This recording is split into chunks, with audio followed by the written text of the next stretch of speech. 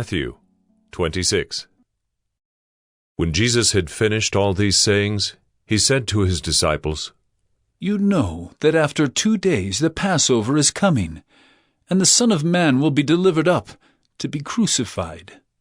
Then the chief priests and the elders of the people gathered in the palace of the high priest, whose name was Caiaphas, and plotted together in order to arrest Jesus by stealth and kill him.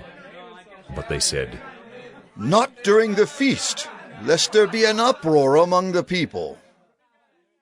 Now when Jesus was at Bethany in the house of Simon the leper, a woman came up to him with an alabaster flask of very expensive ointment, and she poured it on his head as he reclined at table.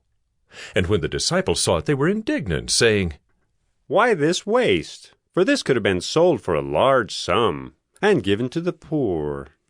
But Jesus, aware of this, said to them, "Why do you trouble the woman? For she has done a beautiful thing to me.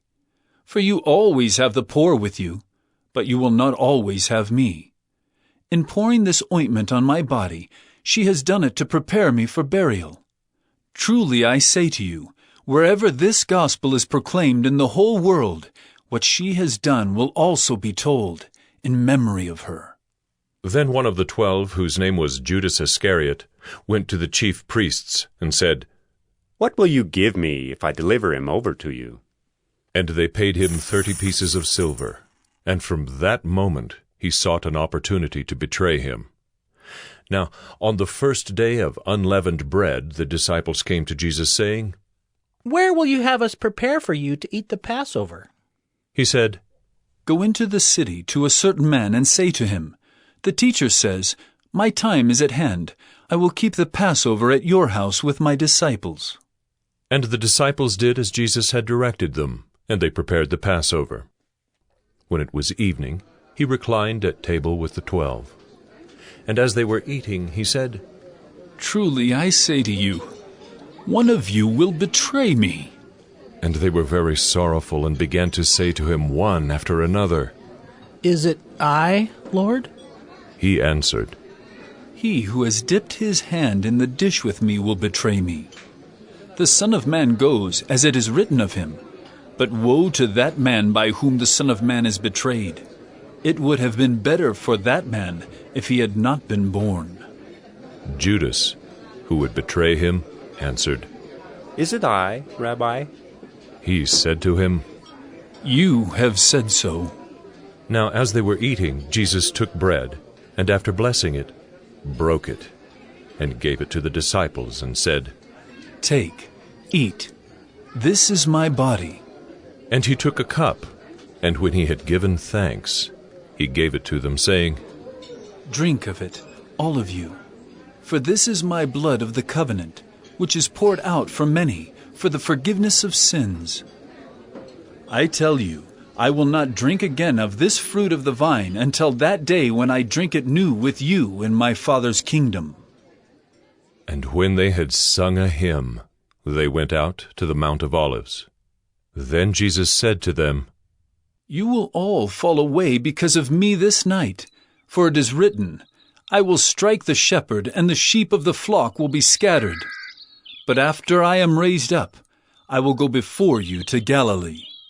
Peter answered him, "Though they all fall away because of you, I will never fall away." Jesus said to him, "Truly I tell you, this very night, before the rooster crows, you will deny me 3 times. Peter said to him, "Even if I must die with you, I will not deny you." And all the disciples said the same.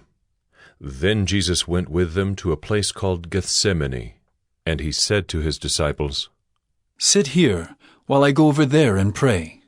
And taking with him Peter and the 2 sons of Zebedee, he began to be sorrowful and troubled. Then he said to them, "My soul is very sorrowful, even to death.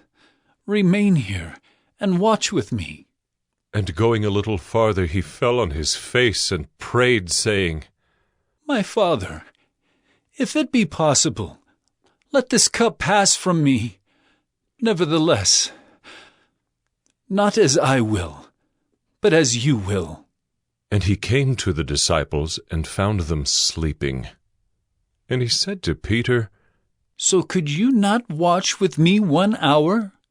Watch and pray that you may not enter into temptation. The spirit indeed is willing, but the flesh is weak. Again, for the second time, he went away and prayed, My Father, if this cannot pass unless I drink it, your will be done. And again he came and found them sleeping, for their eyes were heavy. So, leaving them again, he went away and prayed for the third time, saying the same words again. Then he came to the disciples and said to them, Sleep and take your rest later on. See, the hour is at hand, and the Son of Man is betrayed into the hands of sinners. Rise, let us be going. See, my betrayer is at hand. While he was still speaking, Judas came, one of the 12, and with him a great crowd with swords and clubs from the chief priests and the elders of the people. Now the betrayer had given them a sign, saying, The one who will kiss is the man. Seize him. And he came up to Jesus at once and said, Greetings, Rabbi. And he kissed him. Jesus said to him, Friend, do what you came to do. Then they came up and laid hands on Jesus and seized him. And behold, one of those who were with Jesus stretched out his hand and drew his sword and struck the servant of the high priest and cut off his ear. Then Jesus said to him, Put your sword back into its place, for all who take the sword will perish by the sword. Do you think that I cannot appeal to my Father, and he will at once send me more than 12 legions of angels? But how then should the Scriptures be fulfilled, that it must be so? At that hour Jesus said to the crowds, Have you come out as against a robber, with swords and clubs to capture me? Day after day I sat in the temple teaching, and you did not seize me. But all this has taken place that the Scriptures of the prophets might be fulfilled. Then all the disciples left him and fled. Then those who had seized Jesus led him to Caiaphas the high priest, where the scribes and the elders had gathered. And Peter was following him at a distance, as far as the courtyard of the high priest, and going inside he sat with the guards to see the end. Now the chief priests and the whole council were seeking false testimony against Jesus, that they might put him to death. But they found none, though many false witnesses came forward. At last 2 came forward and said, This man said, I am able to destroy the temple of God and to rebuild it in 3 days. And the high priest stood up and said, Have you no answer to make? What is it that these men testify against you? But Jesus remained silent.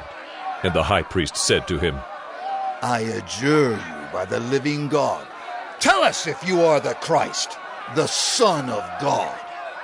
Jesus said to him, You have said so, but I tell you, from now on you will see the Son of Man seated at the right hand of power, and coming on the clouds of heaven. Then the high priest tore his robes and said, He has uttered blasphemy! What further witnesses do we need? You have now heard his blasphemy. What is your judgment? They answered, He deserves death! Then they spit in his face and struck him, and some slapped him, saying, Prophesy to us, you Christ. Who is it that struck you? Now Peter was sitting outside in the courtyard, and a servant girl came up to him and said, You also were with Jesus the Galilean. But he denied it before them all, saying, I do not know what you mean. And when he went out to the entrance, another servant girl saw him, and she said to the bystanders, This man was with Jesus of Nazareth. And again he denied it, with an oath. I do not know the man. After a little while the bystanders came up and said to Peter, Certainly you too are one of them, for your accent betrays you. Then he began to invoke a curse on himself, and to swear. I do not know the man. And immediately the rooster crowed, and Peter remembered the saying of Jesus. Before the rooster crows, you will deny me 3 times. And he went out and wept bitterly.